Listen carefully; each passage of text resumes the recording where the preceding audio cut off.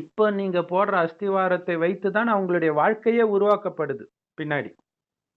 அதனால எல்லா விஷயங்களிலும் நீங்க எந்த அளவுக்கு ஸ்ட்ராங்கா இருக்கிறீங்களோ, அந்த அளவிற்கு தான் நீங்க மற்றவர்களின் அஸ்திவாரத்தையும் ஸ்ட்ராங்கா போட முடியும்.